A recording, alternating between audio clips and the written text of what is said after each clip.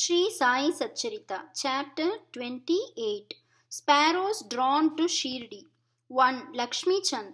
2. Burhanpur Lady. 3. Megha. Preliminary. Sai is not finite or limited. He dwells in all beings, from ants and insects to the god Brahma. He pervades all. Sai was well versed in the knowledge of the Vedas, as well as in the science of self-realization. As he was proficient in both these, he was well fitted to be the Sadguru. Anyone, though learned, but not able to awaken the disciples and establish them in self-realization, does not deserve to be called a Sadguru. Generally, the worldly parents give birth to the body, but death invariably follows life. But Sadguru does away with both life and death, and so he is more kind and merciful than anybody. Sai Baba often said that, let this man, devotee, be at any distance, 1,000 kos away from him. He will be drawn to Shirdi like a sparrow with a thread tied to his feet. This chapter describes the stories of three such sparrows. 1. Lala Lakshmi Chand. This gentleman was first serving in the Sri Venkateshwar Press in Mumbai, then in the railway department, and afterwards in the firm of Messrs. Raleigh Brothers and Co. as a Munshi clerk. He came in Baba's contact in 1910.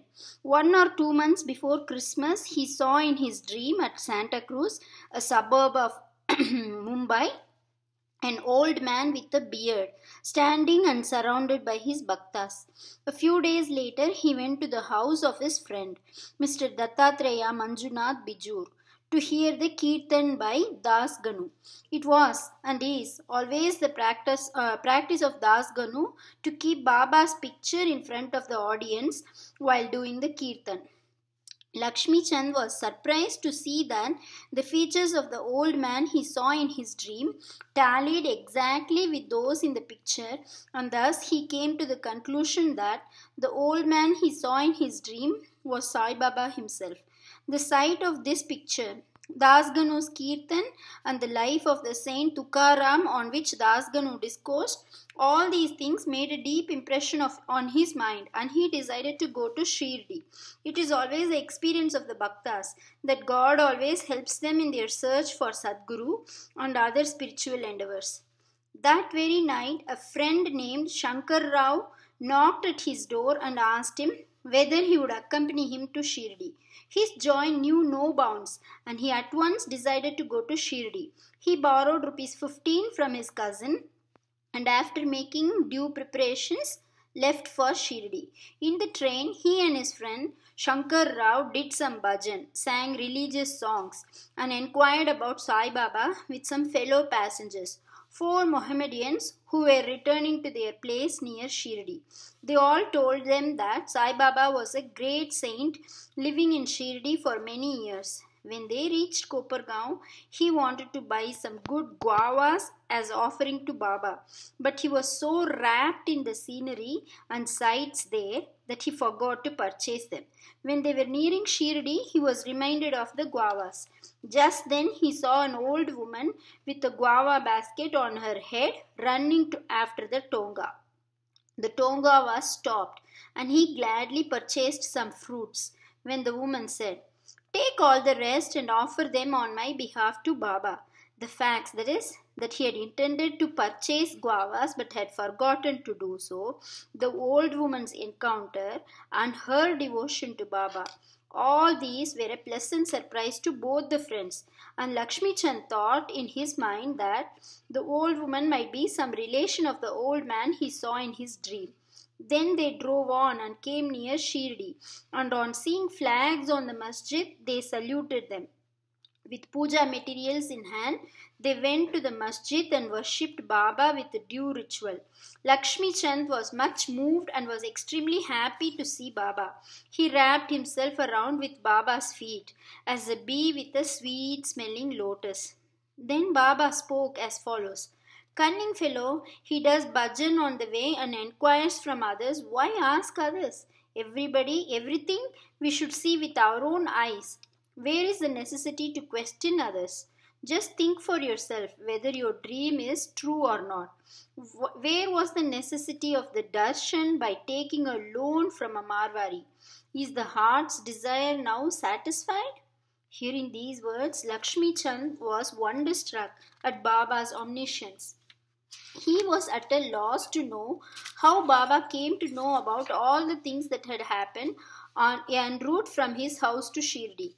The chief thing to note in this respect is that Baba never liked people to borrow or take loan for his darshan or celebrating any holiday or making any pilgrimage. Sansa.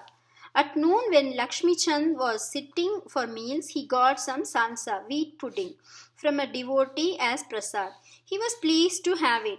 Next day also he expected it, but got nothing. So he was anxious to get it again.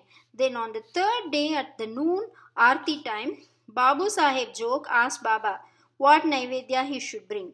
Baba told him to bring sansa. Then the Bhaktas brought two big potfuls of sansa. Lakshmi Chand was very hungry and there was some pain in his back. Then Baba said to him, "It is good that you are hungry. Take sansa and some medicine for the pain in the back." He was again wonderstruck to see that Baba again read in his mind and spoke out what was passing therein. How omniscient was he! Evil eye. During this visit, he, Lakshmi Chand, also witnessed one night the procession to the Chavadi. Baba then suffered much from cough. He thought that this suffering of Baba might be due to somebody's evil eye. Next morning, when he went to the masjid, Baba spoke to Shama as follows: "I suffered last night from cough. Is it due to some evil eye? I think that somebody's evil eye has worked on me, and so I am suffering." In this case, Baba spoke out what was going on in the mind of Lakshmi Chand. On seeing these proofs of Baba's omniscience and kindness to his bhaktas, he fell prostrate at Baba's feet and said, "I am much blessed with your darshan.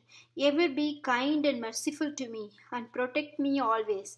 There is no other God to me in this world except you. Let my mind be ever wrapped in your bhajan and feet.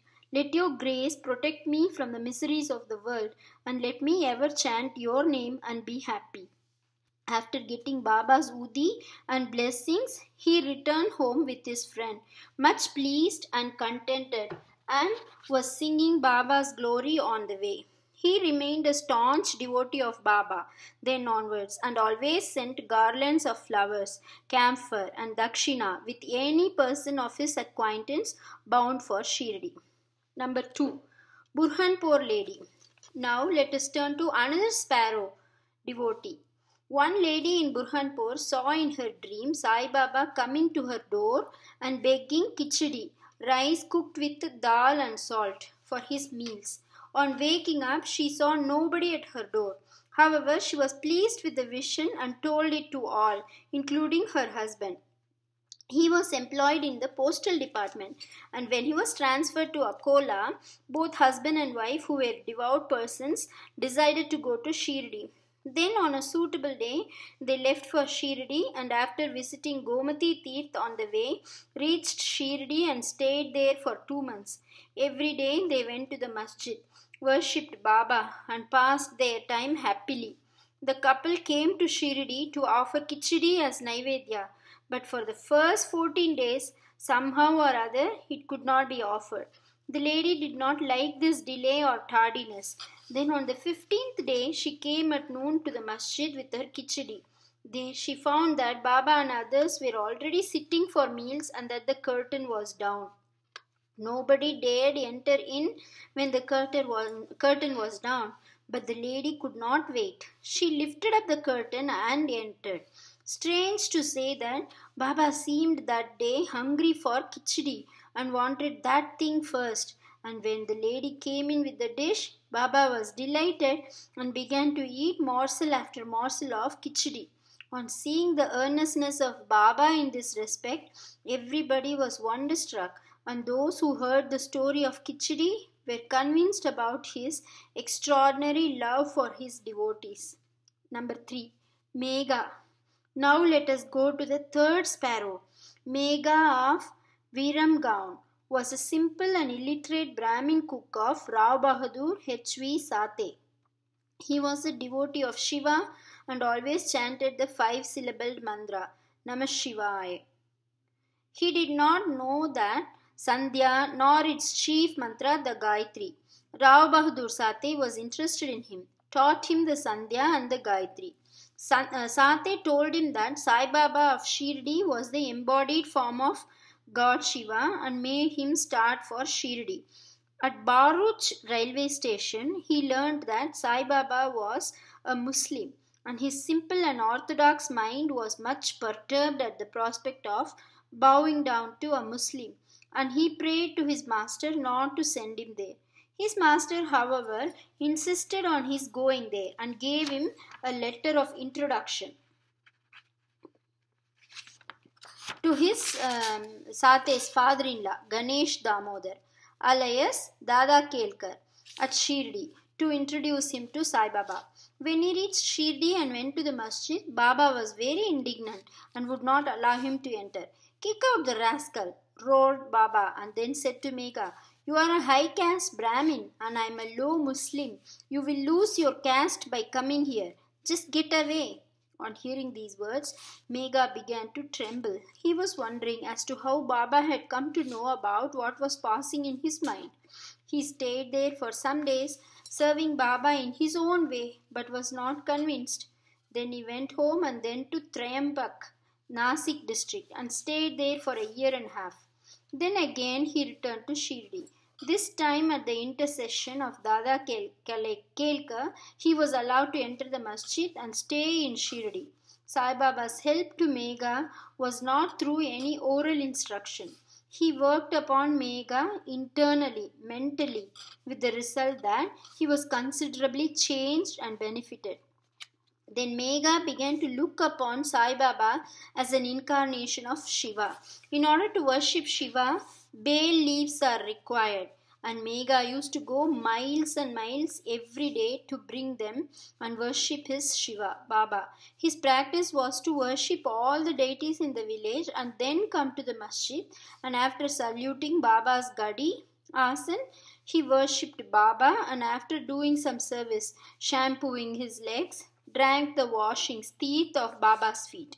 Once it so happened that he came to the masjid without worshipping Kandoba, as the door of the temple was closed. Baba did not accept his worship and sent him back again, saying that the door was open then.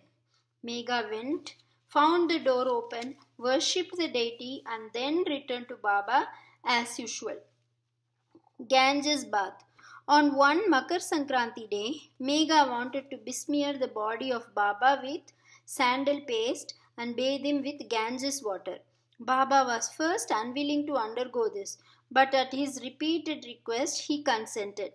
Megha had to traverse a distance of 8 kos.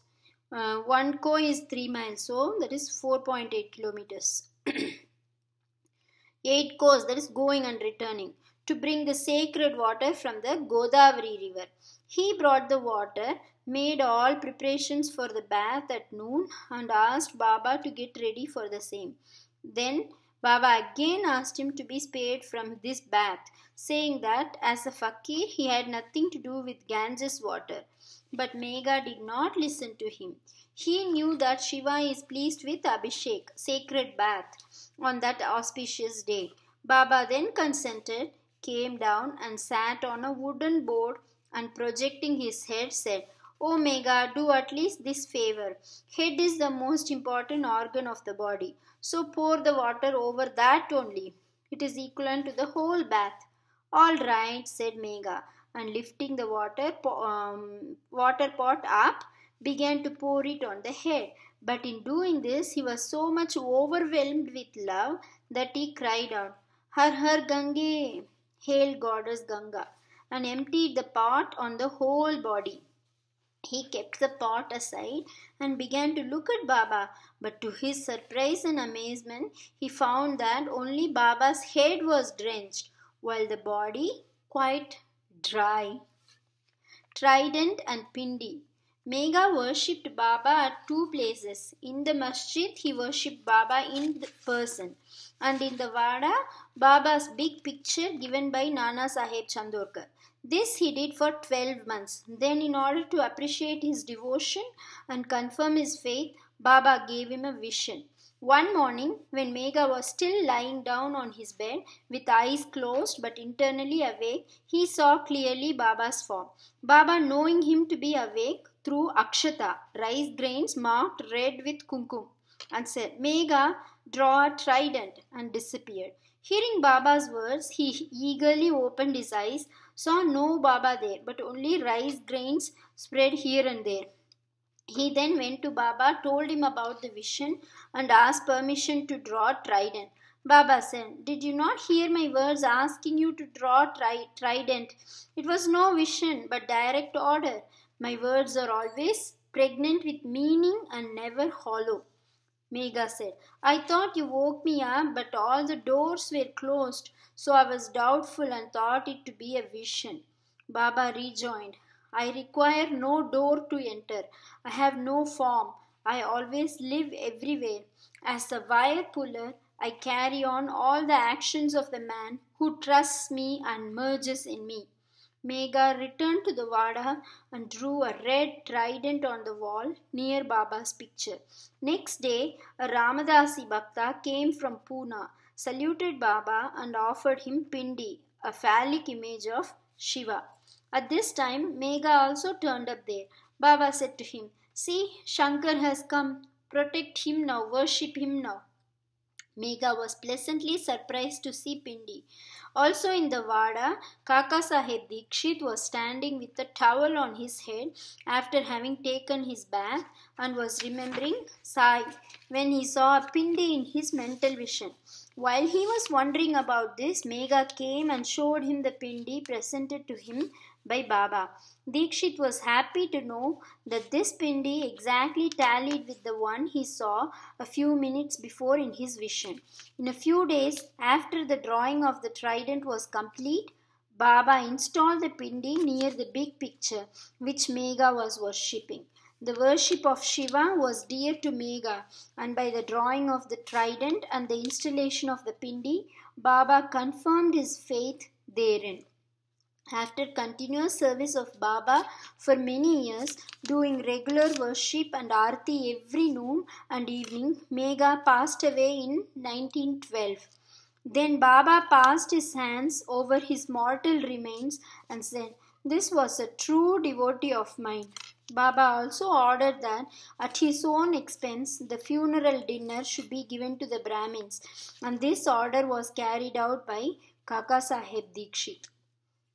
Bow to Sri Sai. Peace be to all.